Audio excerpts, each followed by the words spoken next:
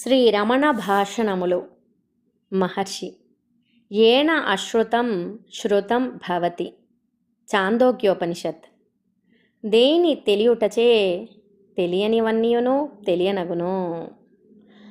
భగవాన్ పరిచారకుడు మాధవస్వామి చాందోగ్యోపనిషత్తులో మహావాక్యము తత్వమసిని బోధించుటకు 9 పద్ధతులున్నాయా అని ప్రశ్నించారు.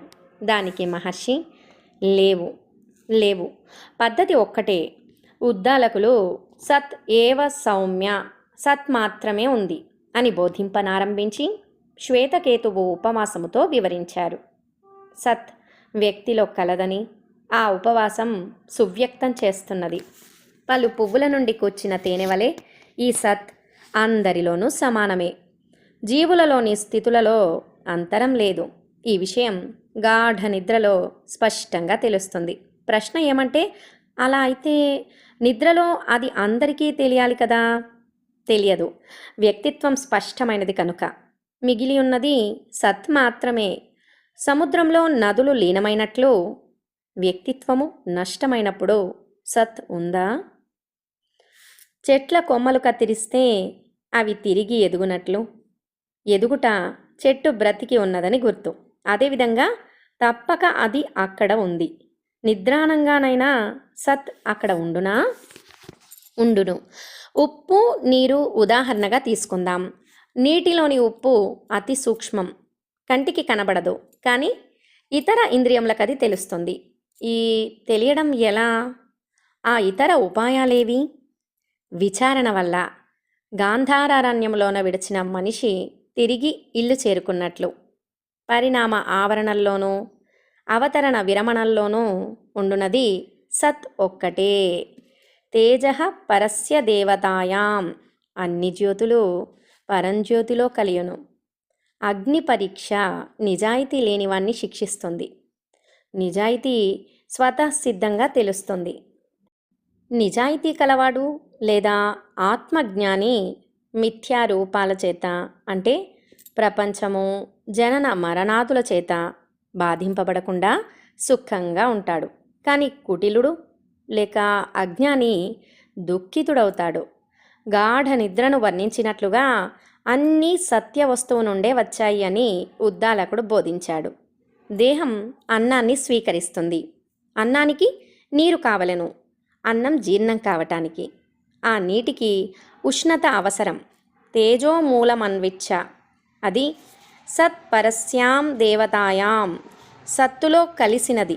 మనము సత్ సంపన్నులమైతే, సత్తుతో కూడి ఉంటే మనకదేలా తెలియరాదు అని అడిగారు. దానికి మహర్షి, వేర్వేరు పువ్వుల నుండి కూర్చిన తేనె పట్టులో అధిక భాగం పేరుతుంది. దానిలోని ఏ తేనె చుక్కైనా తానెక్కడి నుండియో సూచించదు. సత్ సంపన్నులు అట్లే. గాఢ నిద్రలో మరణంలో వారి వారి వ్యక్తిత్వాలు గుర్తించరు. మేల్కొన్న పిదప వారి వారి తొలి వ్యక్తిత్వాన్ని తిరిగి పొందుతారు అన్నారు.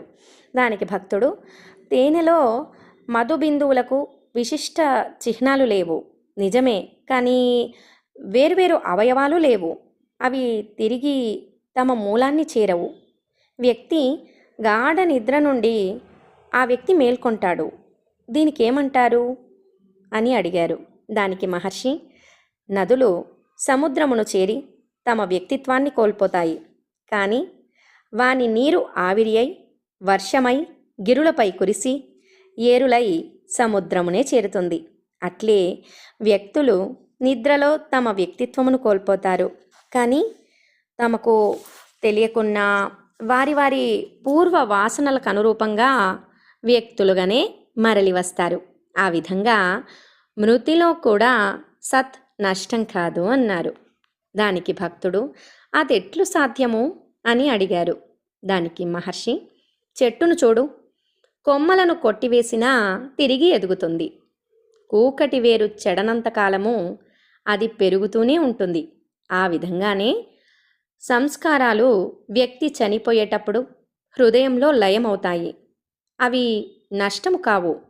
సరి అయిన కాలానికి అవి హృదయం నుండి తిరిగి మొలకెత్తుతాయి. జీవుని పునర్జన్మ రీతి ఇది అని అన్నారు.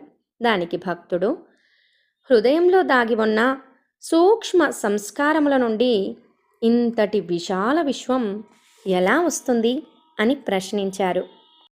దానికి మహర్షి, అల్పాల్ప బీజము నుండి అత్యున్నతమైన మర్రి చెట్టు ఎదిగిరాదా, అట్లే వివిధ నామరూపములతోడి ఈ విస్తృత విశ్వం హృదయం నుండి వెలువడుతుంది అన్నారు. దానికి భక్తుడు, సత్మూలమైతే అది ఎందుకు తెలియదు అని ప్రశ్నించారు. దానికి మహర్షి, గడ్డగా ఉన్న ఉప్పు కనిపిస్తుంది, ఏదైనా ద్రావకంలోనైతే కంటికి తెలియదు, రుచి చేతనే తెలుస్తుంది. అట్లే సత్ను బుద్ధి చేత గ్రహింప వీలు కాదు. వేరే విధంగా అంటే అజ్ఞానమనే కళ్ళకు గంతలు కల అజ్ఞాని అలా కళ్ళకు గంతలు లేని అంటే అజ్ఞానులు కాని వారిని విచారిస్తూ తన మూలాన్ని అన్వేషించి దానిని చేరుకుంటాడు. ఆ మీద గురూపదేశం, వాంగ్ మనసి సంపద్యతే మనః ప్రాణే ప్రాణాత్ తేజసి తేజః పరస్యాం దేవతాయాం ఇతి. దానికి భక్తుడు, జ్ఞాని అజ్ఞాని ఇద్దరూ ఒకలాగే మరణిస్తారు కదా, అయితే అజ్ఞానికి పునర్జన్మ, జ్ఞానికి అది లేకపోవడం ఎలా అని ప్రశ్నించారు. దానికి మహర్షి, తప్త అయఃపిండము నిర్దోషిని బాధింపక తస్కరునే బాధింపు రీతిగానే జ్ఞాని సత్తులో తెలిసియే ప్రవేశించి లయమవుతాడు. అజ్ఞాని తనకు తెలియక ప్రవేశిస్తాడు, తెలియకే బయటకు తోసివేయబడతాడు అని సమాధానమిచ్చారు. ఓం నమో భగవతే శ్రీరమణాయ.